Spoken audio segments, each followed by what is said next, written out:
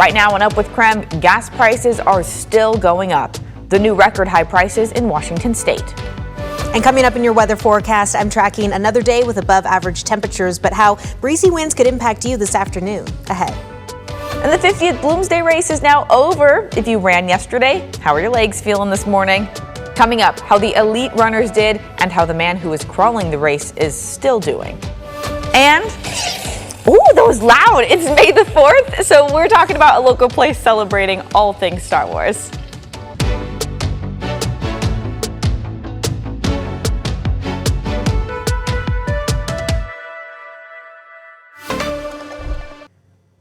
All right, we've got a live look this morning of Brenton Sconce still bear crawling Bloomsday. He has been crawling literally all through the night. He started yesterday, he said around, I think, 10:45, and it's now 6 a.m.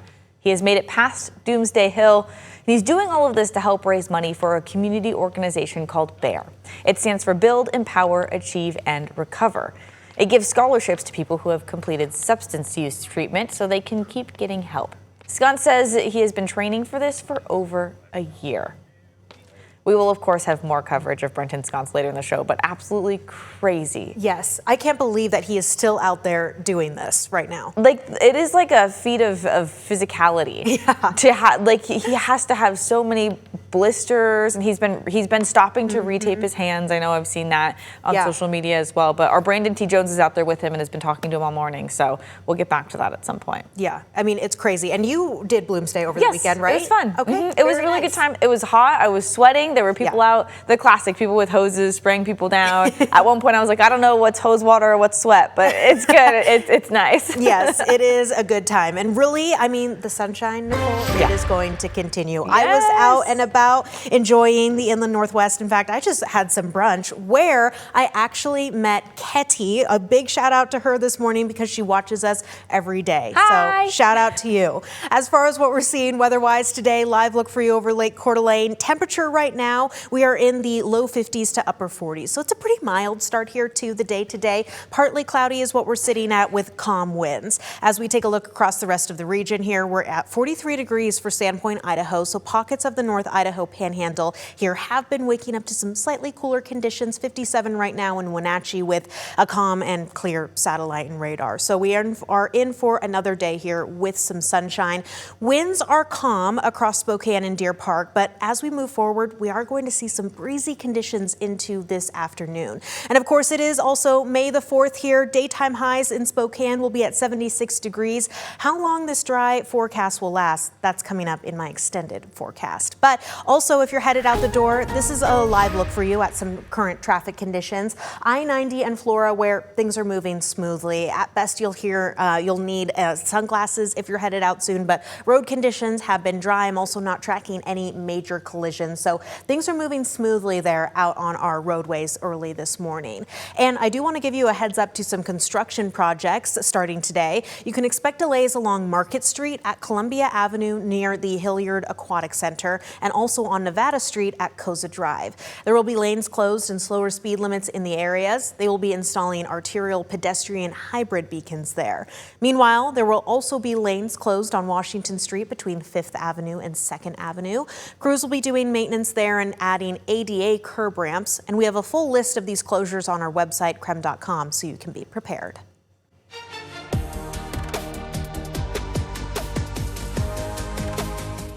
Let's get back to Brenton Sconce now. While we were sleeping, he spent the entire night bear crawling the Bloomsday course. KREM 2's Brandon T. Jones is live with an update on his progress this morning and the reason for this grueling challenge. Brandon? Good morning, Nicole. Well, we're standing right here at the intersection of Lindecki and Broadway, and as you know, of course, this is going to be that final stretch. I'll step out of the way.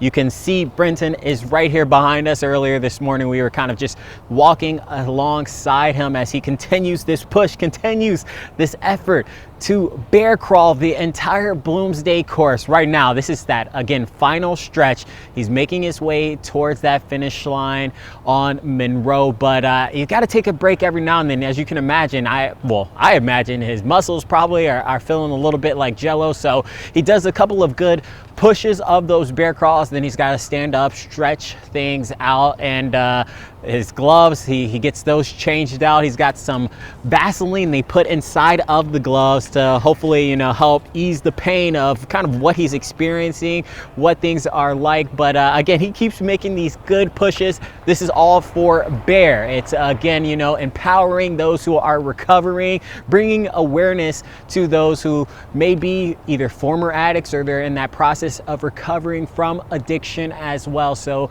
again, as we take a live look at Brenton Sconce right now, he is continuing the push. He's got his team with him as well. And when you see these team members alongside of him, they're asking him trivia questions just to keep his mind stimulated. They've got a broom out here that they're sweeping things up as well. They saw some glass earlier on some of the route for this course, but they just sweep it off. He continues the push, and let's just keep rooting him on. I mean, he's working really hard out here, and we'll continue to follow the journey as well. But for now, we'll toss it back to you in the studio. Thank you, Brandon. And real quick, we'll keep your live look here just for a second. For context, he still has at least a mile and a half left, maybe a little bit more at this point. And at this pace, it's going to be hours. Do you have an idea as to what time he might finish? Nicole, I have no clue because again, it may not sound like we're that far away from that finish line, but I mean, in terms of bear crawling, it's just going to take a long time. And again, you got to factor in the fatigue, that wear and tear on his body as well. So once he hits Broadway, again, that's the final stretch, but who knows? I would estimate maybe around 8 o'clock or so, we could see him possibly finishing and crossing that finish line on Monroe. But we'll, again, continue to keep you posted. That'd be so crazy. Thanks, Brandon. Well, there were more than 43,000 runners and walkers at Bloomsday this year. Of that 43,000, a little more than 2,000 were virtual runners. We are still waiting on that official number of people who crossed the finish line.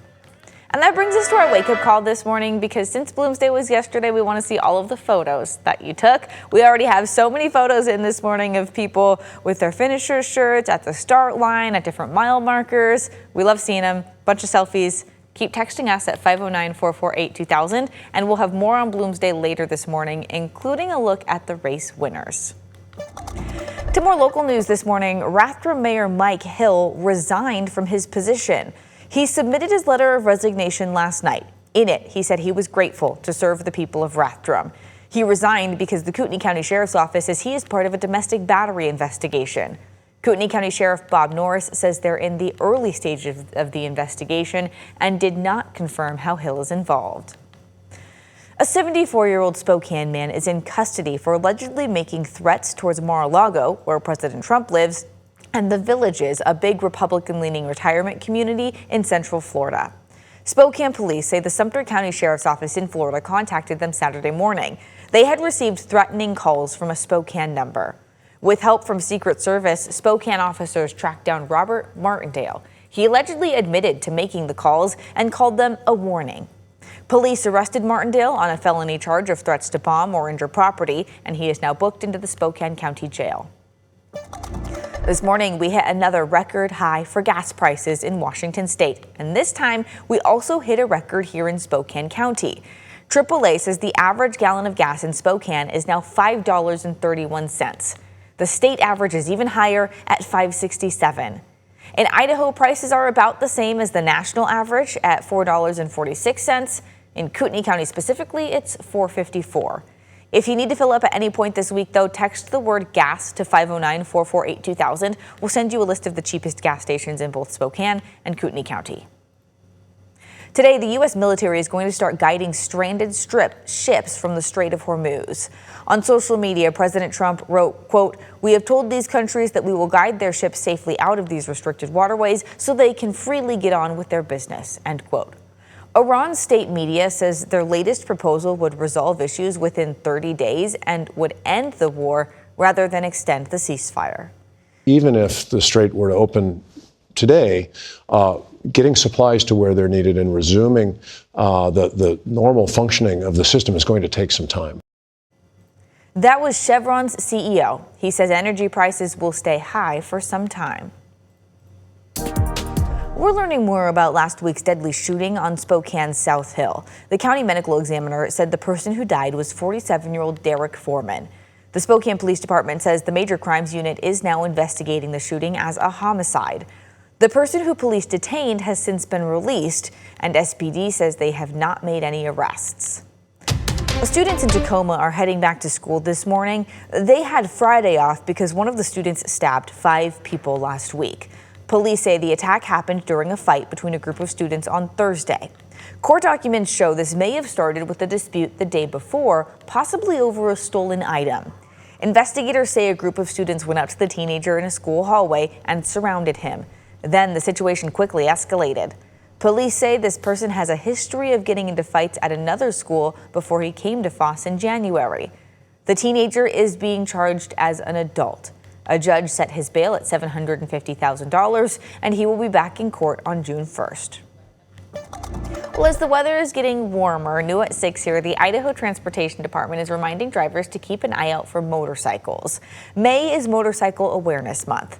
ITD says Idaho had 629 motorcycle crashes and 47 people were killed in 2024. That is 18% more than 2023.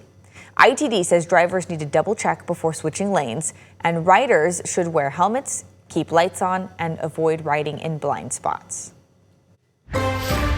And taking a look at your forecast for the day today, our temperatures continue to trend above average, really region-wide, as we'll be in the mid-70s for Spokane and Coeur d'Alene yet again, but even warmer out towards central Washington here, low to mid-80s with even some low 90s expected south to the Yakima Valley and into the Tri-Cities. Now, when we put this into perspective for you here, our average for Spokane at this time of year is typically at about 64 degrees, so we're trending over 10 degrees here above that. As far as what we're going to see as we move forward, we hang on to mostly dry conditions. So for this gardening forecast over the next week here, you'll want to make sure that your sprinklers and watering cans are in good working order, as we're not expecting any rain. Nicole? Thanks, Jenny. The 50th Bloomsday is over, and history was actually made on the course. After the break, we hear from the elite runner who won this year's race. And today's a big day for Star Wars fans. Coming up, a spot to celebrate here locally.